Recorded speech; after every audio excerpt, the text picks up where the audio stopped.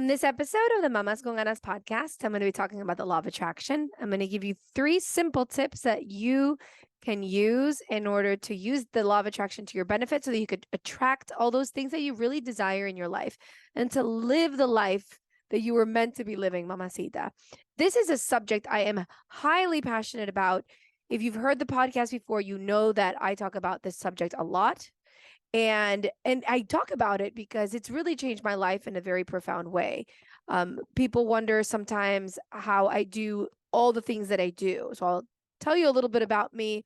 In case you're dropping in for the first time on the podcast, I am a mother of 3, a wife. I am a podcaster. I produce and host this podcast.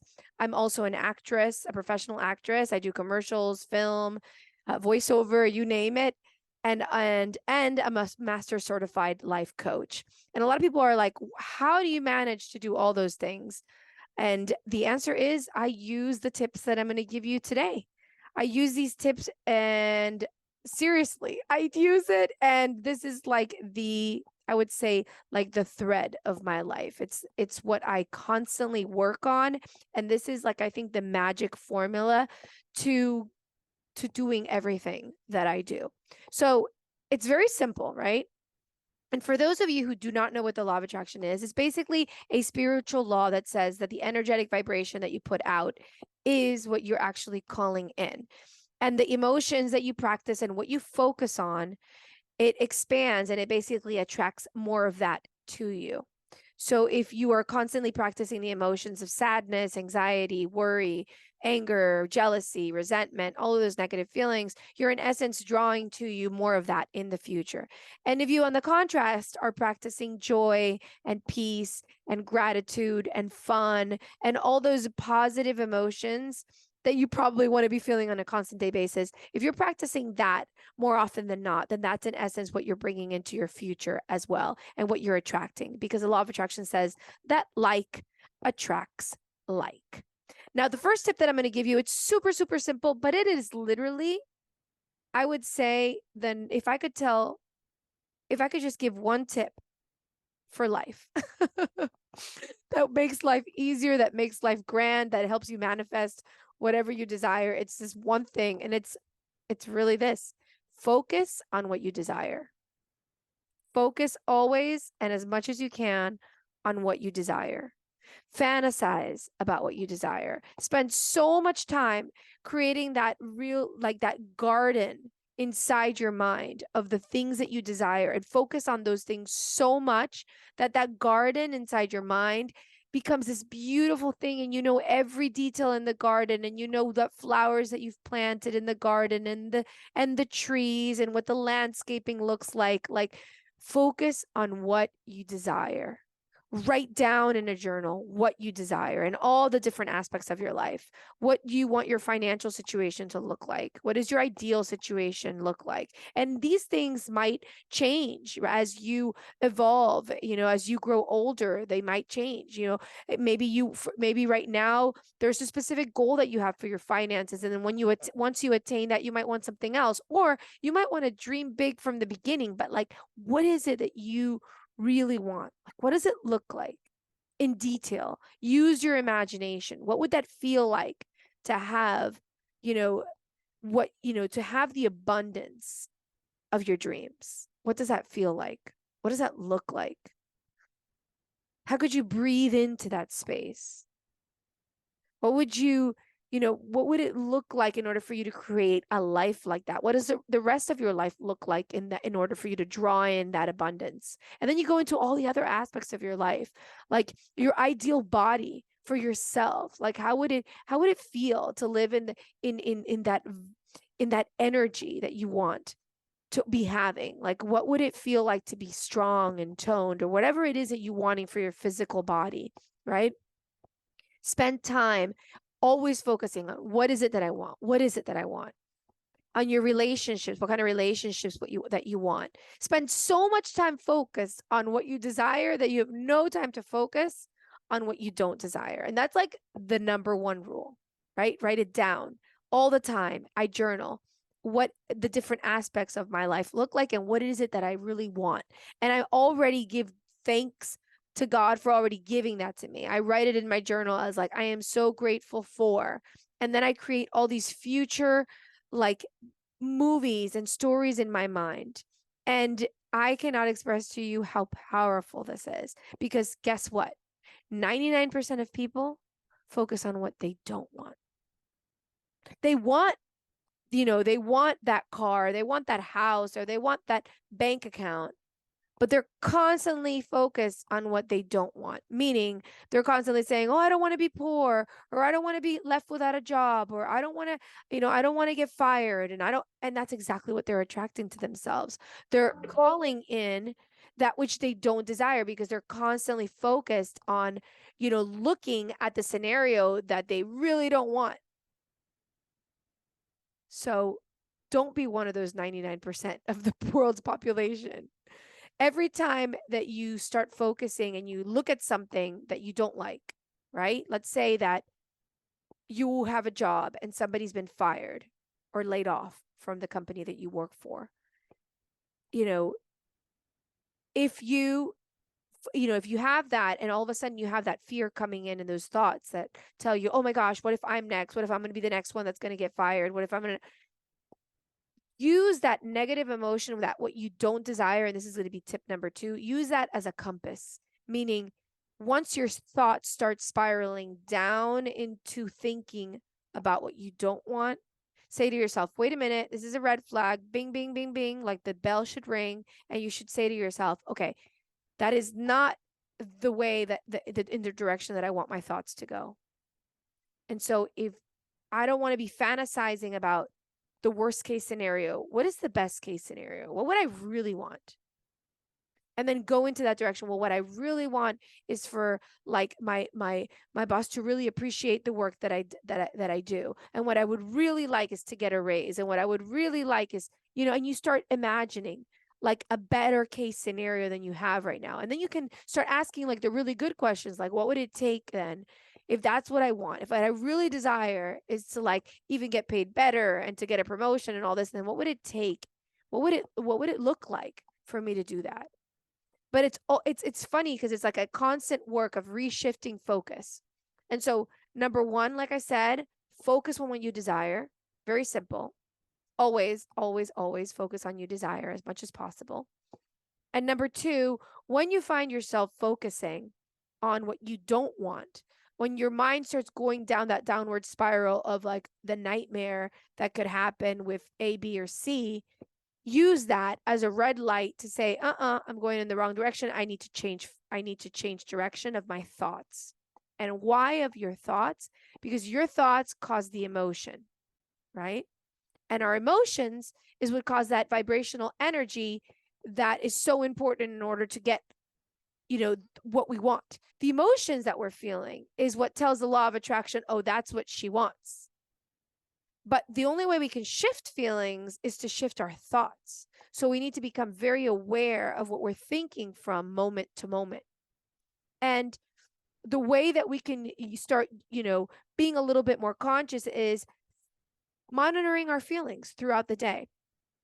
In the day when there's moments that we might go through doubt, or we're feeling insecure, or we're feeling a little bit, we're having problems of worthiness, or we're having just negative feelings in general. That's your signal that your thoughts are in the wrong direction, in the wrong place.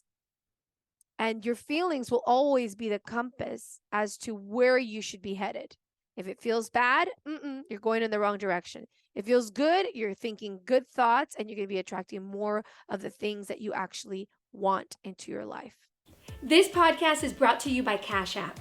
Cash App has the tools that make saving easier. Start building towards your savings goals $1 at a time. Need some ideas for things you can start saving for? How about a trip to Paris? Ooh la la. Or that course you've been eyeing that you know will take your business to a new level? What about a new laptop? A comfy new mattress? Or those diamond earrings you simply love? Reaching your goals, whatever they may be, is faster with Cash App's roundups and offers. You're paying yourself even while you're paying someone else. And while your money in Cash App is building, you could be literally doing anything other than thinking about it. It's like financial self-care. That's money, that's Cash App. Download Cash App from the App Store or Google Play Store to start saving today.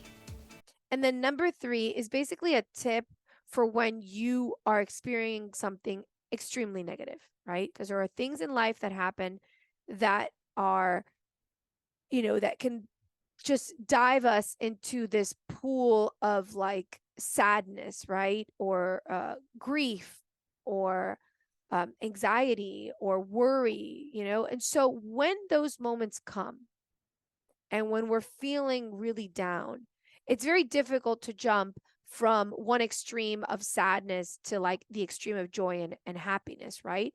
And so tip number 3 is basically, and this is where I'm going to be giving you some grace to be able to be a little bit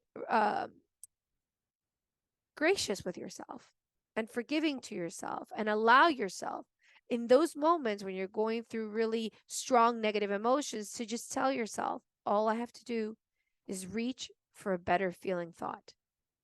So not necessarily jump from like sadness and depression to joy and ecstasy, but perhaps just think about something that might make you feel slightly better. So it might go something like this. And I'm going to give you like an everyday example of like something that I discovered as I go about my day and as I monitor my thoughts and my feelings, because I do this literally on a constant day basis. I am deep into the law of attraction. I listen to so many audiobooks on this subject, and I do it because it really has changed my life in an amazing way. So if you want to know more about it, like seriously, let me know, because I could talk about this subject forever. But anyways, what I was saying is I'm going to give you an example of like when I've been in, like, let's say I find myself in a space where I'm experiencing a very troubling negative feeling, and I know that I'm not using the law of attraction in my favor at that moment, that I'm actually using it against me, because whether we want to or not, and whether we're aware of it or not, the law of attraction is working always.